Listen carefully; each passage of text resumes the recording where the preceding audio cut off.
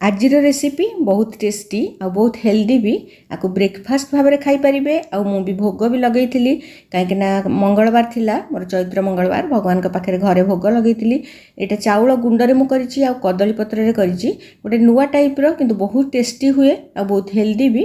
Hi everyone, welcome to my kitchen again.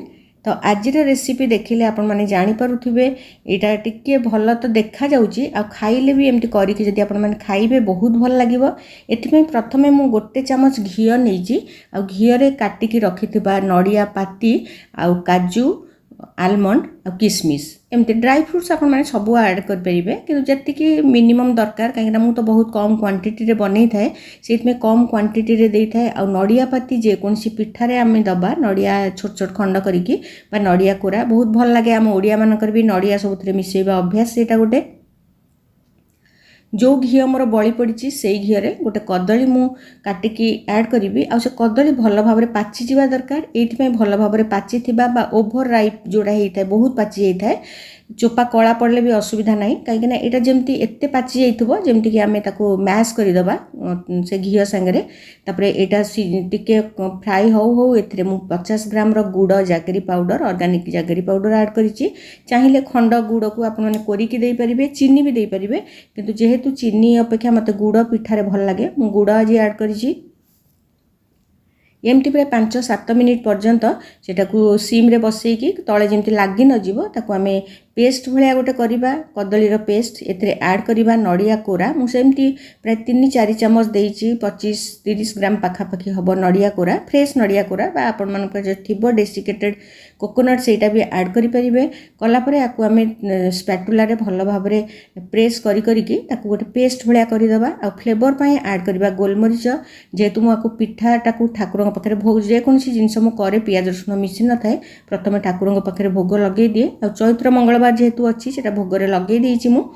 तापर आम जलखिया भाव में खाइलु। ये गोलमरीच आ गुजराती गुंड दबा टिके जुआणी मु देइची कहीं चाउल गुंडे जहाँ भी आपण मैंने करेंगे जुआणी को टिके हाथ में एमती क्रश करटा मिसईची। एबे ताको पूरा आमर हो देखो गोटे पेस्ट भाया कदली नडिया मिसी जाइए गुड़ सांगे ताकू ठंडा करने को छाड़ीदे। आ समय मोर डो प्रस्तुत करने नहीं ऑर्गेनिक राइस फ्लोर सेटा नहीं मु 100 ग्राम मापिकी देवी जी मु चाउल गुंड देवी से सुजी देवी। तेणु मु 2 जन करुच्ची से आपण मानकर तथापि मोर 8-10टा पिठा होता जो चाहिए क्वांटिटी से अनुसार सबूर क्वांटिटी आस्ते आस्ते परिमाण अनुसार बढ़ई देवे। सुजी मु ऐड कर पतला सुजी जोटा आसे सेटा को ऐड करी बेकिंग सोडा गोटे पिंच दबा गोटे पिंच लुण सेटा को ऐड करवा। टिके मीठा जिनस लुण ऐड कले तार टेस्ट बढ़ी थाए। आ गोटे चामच घी मुझेतु ये तेल भी दे हम मुझे घी पूजा करी बोली घी दे देइची। आ जो ड्राई फ्रूट्स को भाजिकी रखी नडिया सांगे सेटा को ये भल भाव में मिसईदे सुखिला थिला बेले मिसईदे ताकि सबुआड़े मिसीज सेटा। तापर यहाँ मोर पूरा ठंडा हो जाए जो पेस्ट भाया करी कदली नडिया और गुड़र सेटा को मिसेइबा। यहाँ जदि आपण मैंने भावुवे यहाँ आमर तो ओडिया घरे हुएनि प्राय, किंतु जमती आम विभिन्न प्रकार अटा चकुली करें आ गुलगुला करए एमती प्राय चाउल गुंड आ नडिया एम सब करए। किंतु भोगरे आपण जेकोसी फल भी मिसई पारे। ये जगह जदि कदली न पाइबे पणस दिन आम पणस भी मिसई पार मुझे टे करे गुड़ फुड़ मिसईकी जमी पिठा हो पार। बाकी स्टीम करदे बेसी तेल भी लगभग सब तो छणा पिठा खाई हुएनी। तो आपको आम पूरा डो जमी अटार डो करुचे रुटी पाई सेमिति आम चकटिबा, किंतु सॉफ्ट तो निश्चय रहिबो जेहेतु आम ये ऐड करिचे माने आम पेस्टा ऐड करचे। जदि आपको कम लगिला मुझे क्षीर 15 ml खंडे ऐड करती दरकार हम डो से क्षीर ऐड करके तार कंसिस्टेंसी एमती रखिए। तापर कदली पत्र जदि आवेलेबल थी कदली पत्र करेंगे ना ओउ पत्र हो बा आपण मान पाखे आउ पणस पत्र ये सब पत्र भी हो पार। कहीं केरल साइड्रे मुझे देखी सबू पिठा से पणस पत्र करते मत किंतु टे कदली पत्र अपेक्षा अलग पत्र टे डर लगे कहीं किसी काले असुविधा देहपाई से ठीक हेनी बोली। किंतु आम जेहेतु अभ्यस्त कदली पत्र सांगे मुझे सबू पिठा कदली पत्र करे।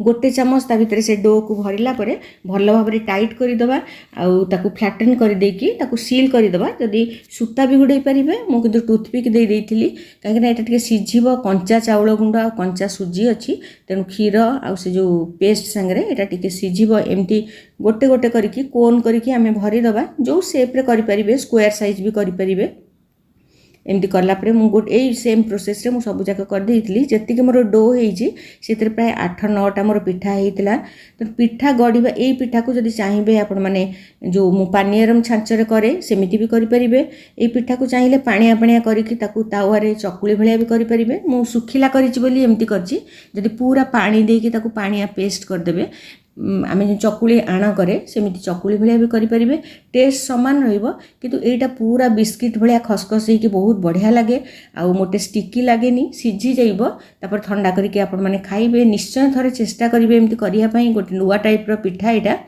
सेम प्रोसेस रे मु सब पिठा गढ़ी देती देखो प्राय 6-7टा पिठा तो होती आम 2 जनक यहाँ सफिसीयंट तापर गोटे डबल बॉयलर जब थी बसइबे ना मुझे कड़े में पानी देकी गोटे जाली एमती रखिकी पिठा सब सीझे देती पानी फुटिला आम यहाँ रखा पानी स्टीम यहाँ को स्टीम करवा यहाँ को इडली छाँच हो एमती डबल जदि थी आप डबल स्टीमर से भी करें 5-7 मिनिट हाई फ्लेम रे सीझिला परे चाउल गुंड सीझी जाए माने कम बहुत कम कम आम देचे डो तेणु बहुत जल्दी सीझीज एवं मुझे काढ़ी ठंडा हाँ छाड़ देती ये पिठा आपण मैंने पूजार हो एमती जलखियार हो निश्चय कर खाइबे ता भीतर देखिए एत बढ़िया फ्लेवर आसे पाचिला कदलीर नड़िया घी गोलमरीच सब मिसिकी आसे आउ बहुत पूरा खसखस होगी माने जमती बिस्किट जमती भांगिले जमती लगे पार्टी रे जमा लगेनी पूरा फसफस होगी थाए निश्चय एमती करेंगे आ मत जनइबे stay tuned with for another video thank you bye bye.